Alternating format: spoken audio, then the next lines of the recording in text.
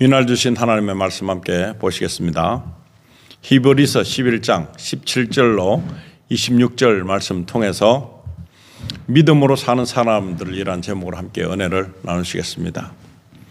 오늘은 히브리서 11장 믿음장을 통해서 믿음의 사람들이 어떻게 사는가, 그래서 이 사람들 믿음은 어떻게 이렇게 견고해질 수 있었던가 우리가 배우는 시간 되기를 원합니다. 그래서 이 말씀 통해서 우리도 하나님의 말씀을 잘 따랐던 그분들처럼 우리의 믿음도 견고하게 세워져서 하나님께 영광을 돌리는 그런 귀한 시간을 가지기를 원합니다. 자, 오늘은 히브리서 11장 17절부터 함께 보시겠습니다. 믿음으로 아브라함은 시험을 받을 때 이삭을 제물로 드렸으니 그 약속들을 받은 자가 그의 독생자를 드린 것이라. 굉장한, 어떻게 보면 아브라함을 통해서 이삭을 바쳐지는 이런 의미심장한 이 구속사적 의미에서 보면 예수님을 예표하는 그런 모습이기도 합니다. 그런데 이렇게 100세 이후에 아들 가진 이 아브라함, 독생자 이삭을 바치기가 그렇게 쉽지 않습니다. 사라에게 이렇게 부탁했더라면 절대로 이루어질 수 없는 일이 될 테고, 그러나 아브라함께서 가진 믿음, 그 믿음을 보면서 이렇게 신약에서 어떻게 해석하고 있는가, 이 아브라함의 그 믿음의 조상 아브라함이라고 하는데 그 믿음의 조상이 되게 됐던 그 계기는 바로 이런 것입니다. 18절에 보시면 그에 관하여 말씀하시기를 네 씨라 불리울 자는 이삭에게서 난 자라고 하셨으니, 이렇게 말씀을 하셨었고, 그런데 또한 이삭을 바쳐야 되는 그러면 사람들끼리 말한다면 제정신입니까? 올바른 정신을 가지고 있습니까? 무슨 생각으로, 착각 아닙니까? 하나님께서 하신 말씀이 맞습니까? 되물을 수 있는 그런 이유가 되고 충분한 여지의 모습입니다. 그래서 19절에는 그는 하나님께서 죽은 자들로부터 그를 다시 살리실 수 있으리라고 생각하였습니다. 하나님께서 말씀하신 거니까 이게 바쳐지는 죽음을 통해서도 그 어떤 메시지가 있을 뿐만 아니라 그런 걸 통해서 사람적인 입장에서는 살릴 수 있는 그런 뜻도 아닌가라고 이렇게 해석합니다. 이로써 그는 모형으로 그를 죽은 자 가운데서 다시 받은 것이니라 그랬습니다. 우리는 그래서 이렇게 믿음은 그렇습니다. 죽었던 삶인데 다시 살아난 것, 이 영이 죽었다가 다시 살아난 것처럼 영이 죽게 되면 어떻게 됩니까? 거역했던 죄 때문에 지옥 가는 것이고 영원한 처벌인 것입니다. 처벌, 형벌이고 처벌인 것입니다. 그런데 다시 살아나는 이런 계기가 없으면은 우리는 영원한 삶을 맛볼 수 없습니다. 영원적인 삶은 똑같지만 누구는 지옥 가서 누구는 천국에서, 이런 차이점이 있습니다. 그래서 여기서 보시면은 믿음은 그런 것이라는 거죠. 믿음은 그것을 이렇게 나누어지게 하는 이유가 된다는 것입니다. 믿음이 없으면, 믿음을 가지지 않으면 믿음을 가진 자의 반대가 되는 것입니다. 그래서 믿음을 가진 자는 천국의 백성이 되는 것이고, 믿음을 가지지 않는 자는 천국의 반대인 지옥의 자식이 되는 것입니다. 그래서 영원히는 같이 살지만 이 아브라함이 가지고 있는 선택을 통해서 믿음이 증명이 된 것입니다. 믿음을 무엇으로 증명할까요? 어떤 것으로 증명할까요? 말로 증명할까요? 얼마든지 우리는 거짓으로도, 얼마든지 순간적으로 했던 말도 번복할 수 있는 그런 여지를 갖고 있는 연약한 존재입니다. 그러나 이 아브라함이 가지고 있는 이 믿음은 하나님께서 신뢰하실 수 있을 만한 믿음의 행위였습니다. 그래서 그렇기 때문에 이 믿음의 장에서는 아브라함을 다루고 있습니다.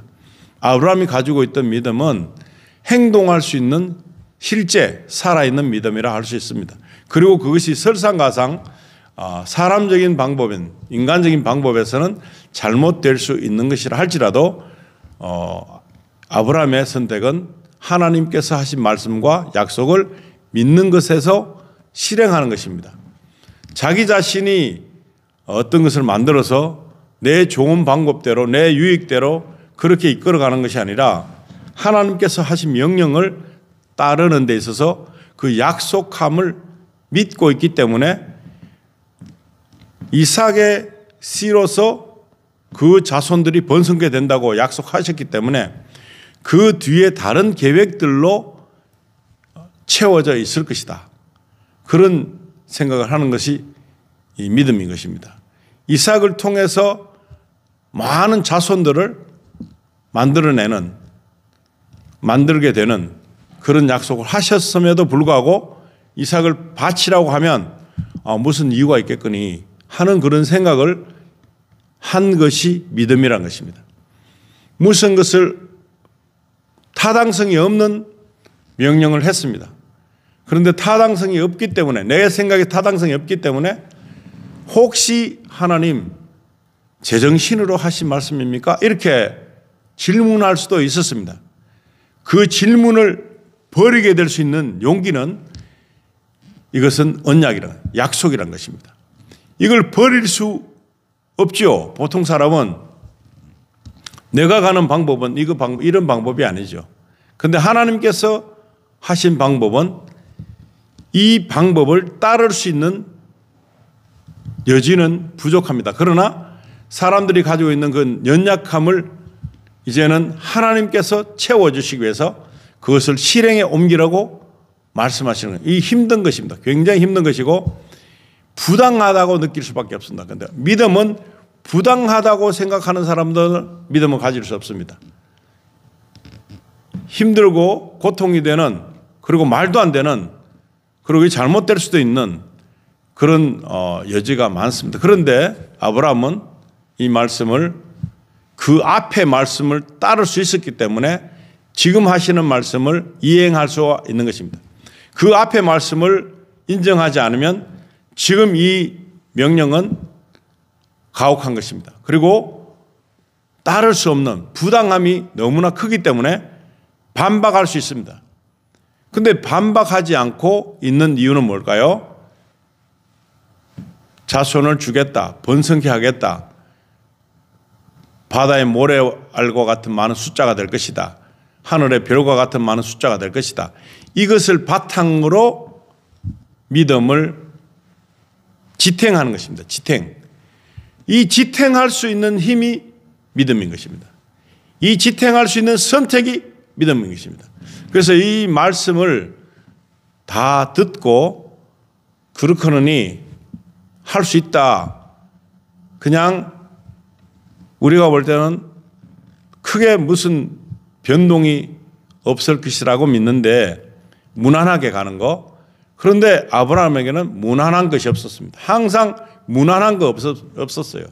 그런데 이 사람들은 우리는 지금처럼 습관화돼 갖고 무난하기를 원합니다. 아무 무사고 무변동 여러 가지가 그냥 평탄하게 내가 생각하는 바대로 가지면 좋은 것이라 생각합니다. 그런데 하나님께서는 그런 것으로 우리를 믿음의 저울에 담아놓지 않습니다.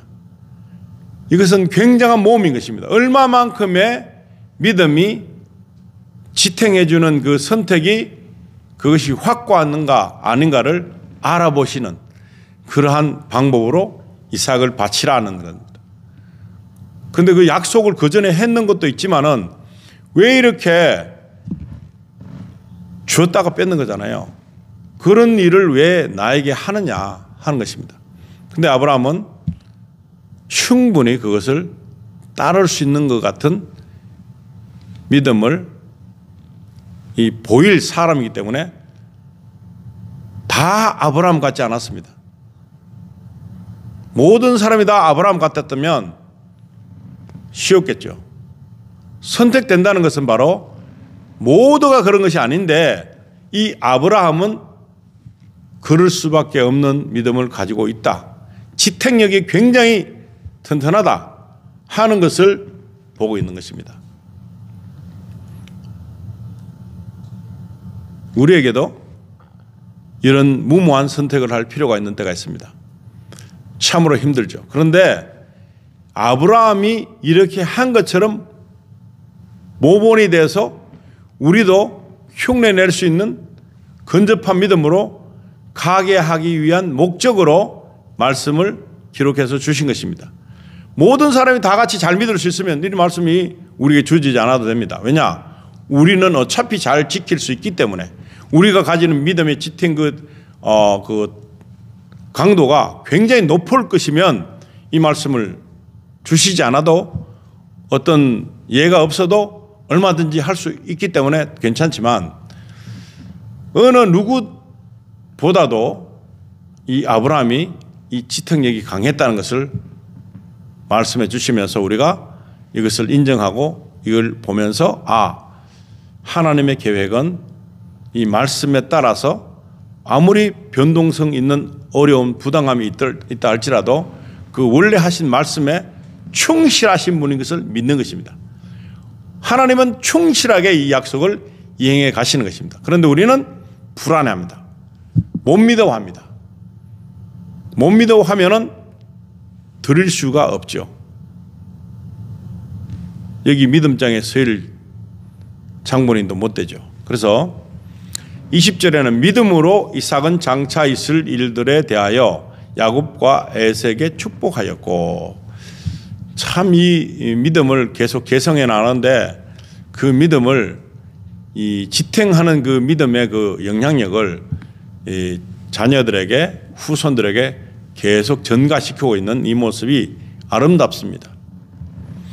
21절에는 믿음으로 야곱은 죽을 때에 요셉의 두 아들 하나하나에게 축복하였으며 그의 지팡이 머리에 의지하여 경배 드렸느니라.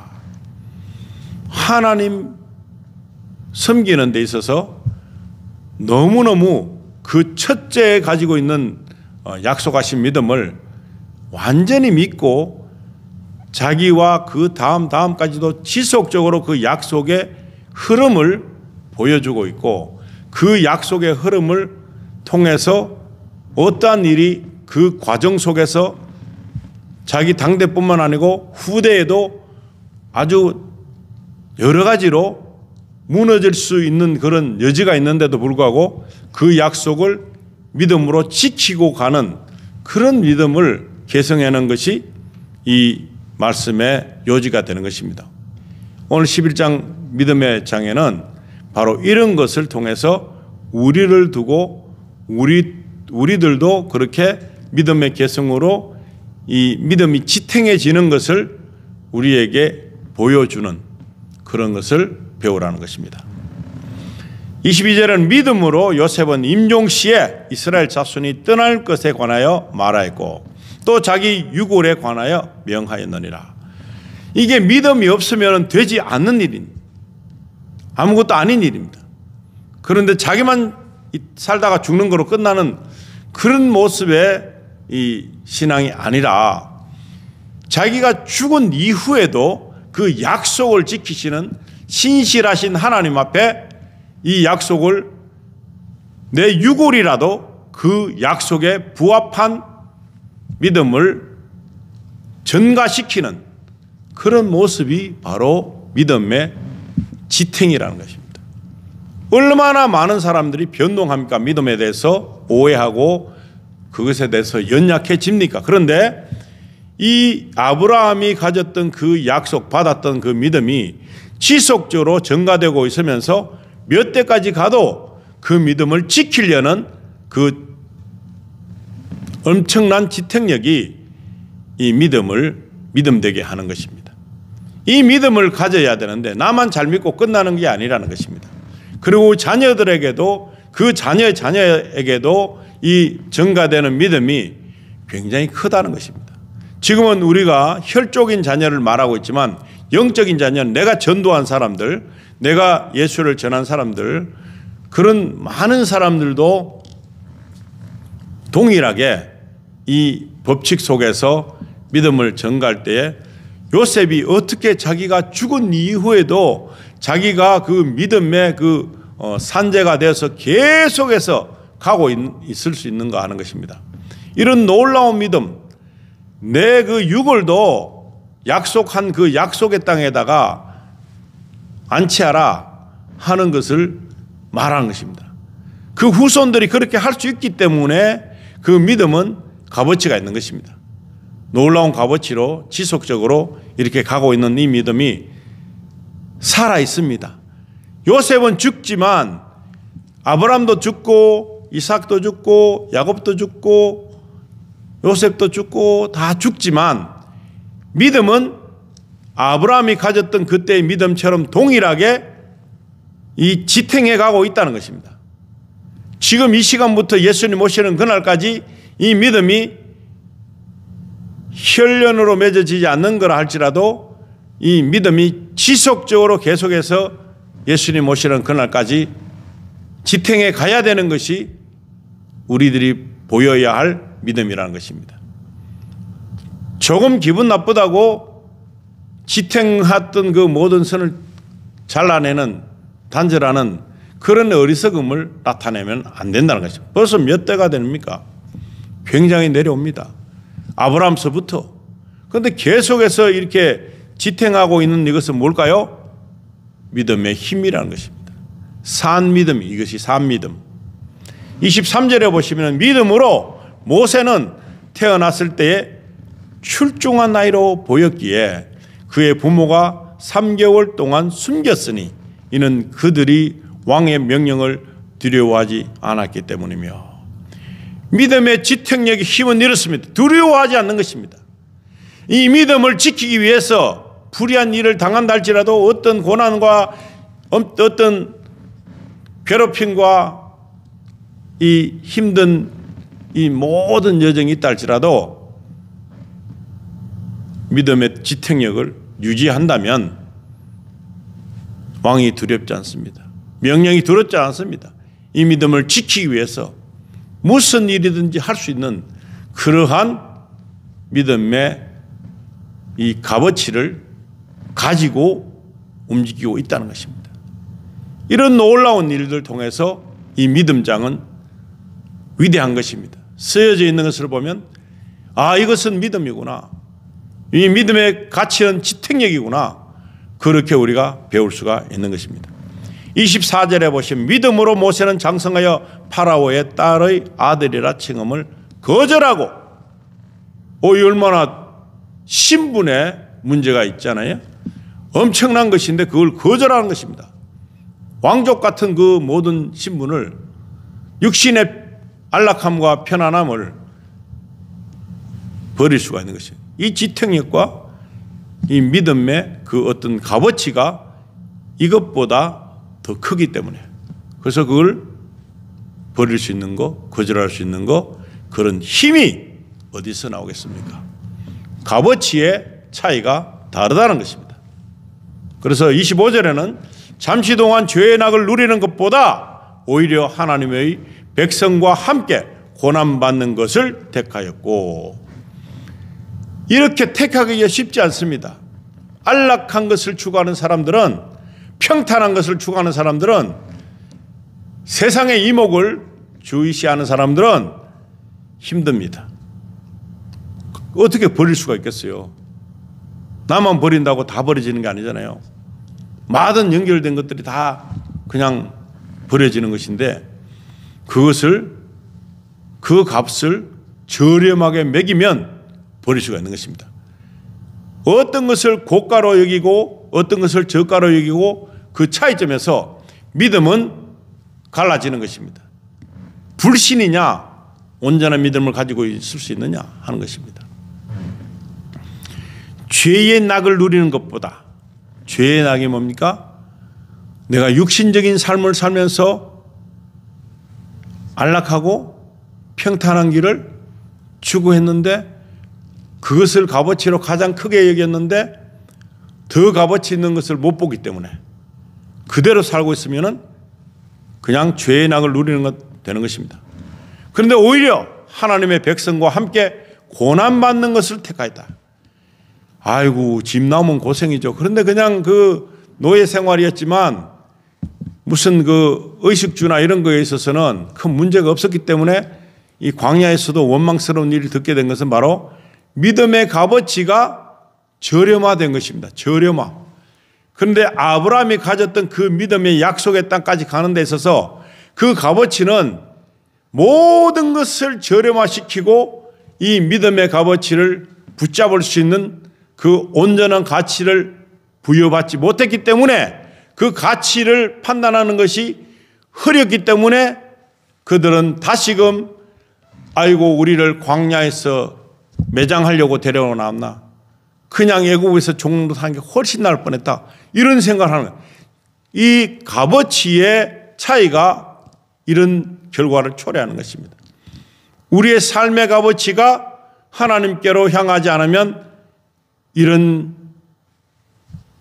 모든 것들을 통해서 보기에는 좋아 보이지만 망하고 있는 것입니다. 그런데 모세는 하나님의 백성과 함께 고난받는 것을 택했다 했습니다. 택했다. 26절에는 그리스도의 능력을 이집트의 보아들보다 더 큰 재물로 여겼으니 이는 그가 상 주심을 바라보았습니다. 놀랄 만한 결과를 설명하고 있는 것입니다. 그리스도의 능력을 이집트의 보아들보다 더 큰 재물로 여겼다는 것입니다. 우리는 이 값어치에 대한 이 판단과 인식이 잘못되어 있는 사람들의 삶은 뭐가 좋은지 몰라요. 어떤 것이 더 귀한지 몰라요. 이 하나님의 그 사랑을 선택하는 것이야말로 가장 큰 보화를 얻었다는 것입니다. 그래서 하나님께서 주시는 상 주시는 것을 바라볼 수 있는 그 선택과 그 믿음의 그 값어치를 지탱해 나가는 것이 엄청나게 중요하다는 것을 이 사람도 알았던 것입니다. 지금 여기서 사는, 이 시대에 사는 모든 사람들에게도 똑같이 동일하게 이 값어치의 선택을 고귀한 것과 고결한 것과 저렴한 것, 더러운 것을 판단할 수 있는 그런 안목이 열려야 되는, 성령으로 우리에게 우리의 눈과 귀를, 마음의 눈을 열어주시면 보이게 되는 것입니다. 뭐가 중요한지.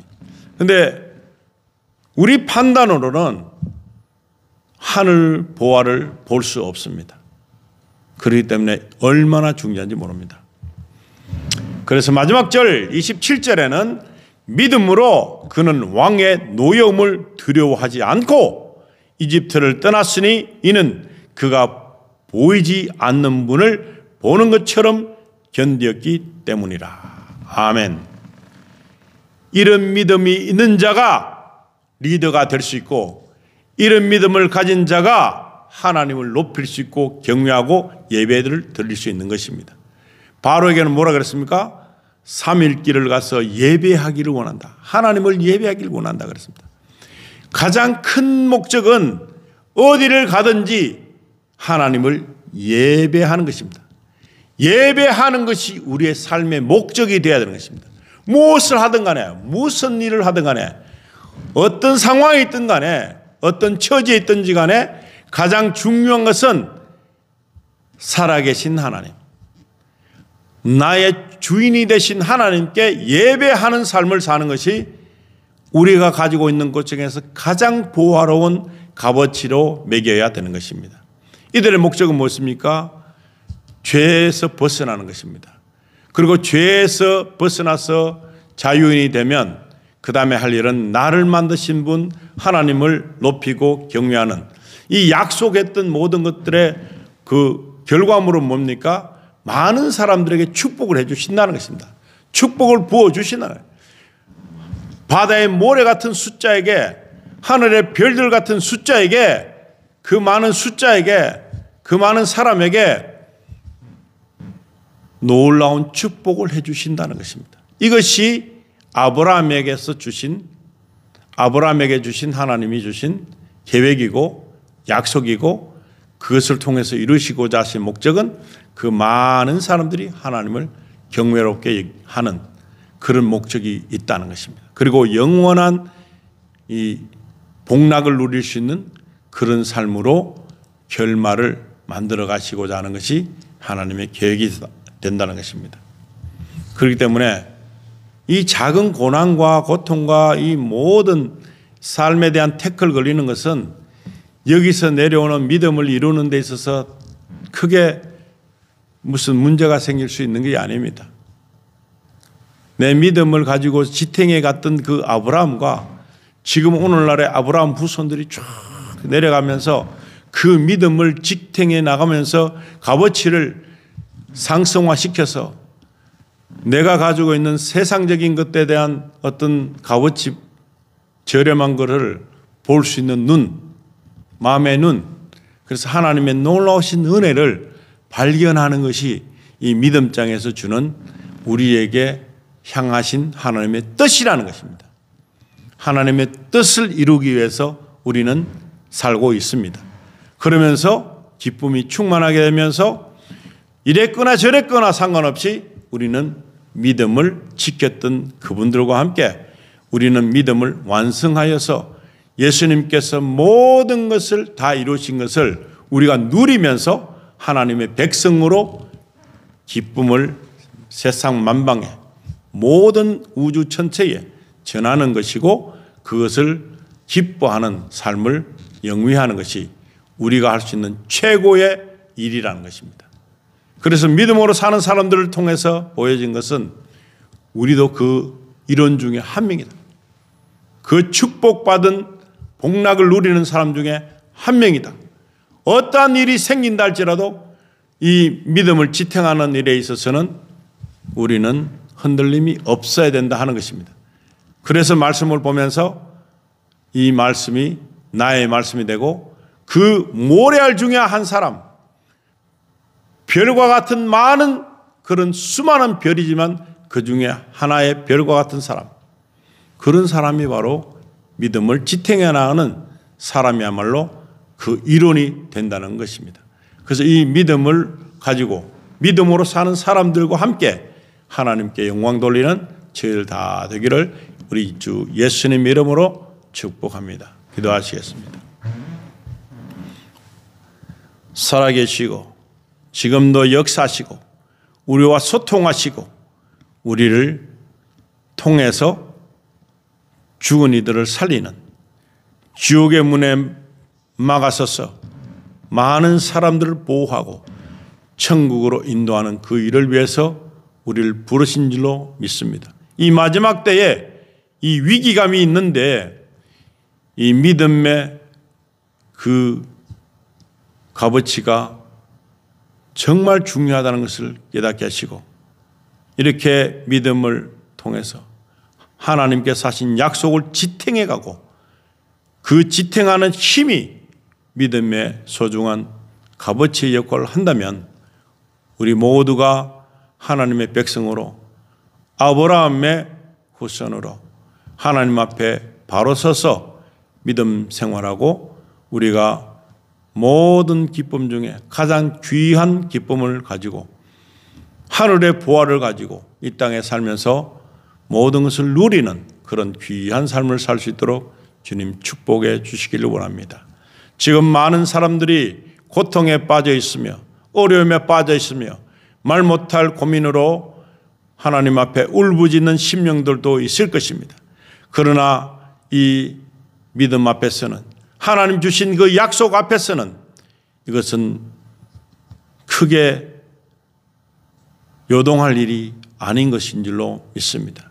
그래서 하나님께서 미리 약속하신 그 약속을 믿고 이 모든 것을 저렴하게 본다면 이것을 우리가 버리고 두려워하지 않고 하나님 앞에 기뻐한다면 이 모든 환난과 어려움과 이런 흔들림은 다 사라질 줄로 믿습니다. 그런 귀한 믿음을 가지고 날마다 승리하는 저희들 다 되게 해주시기를 간절히 바라며 우리 주 예수 그리스도 이름으로 기도드립니다. 아멘.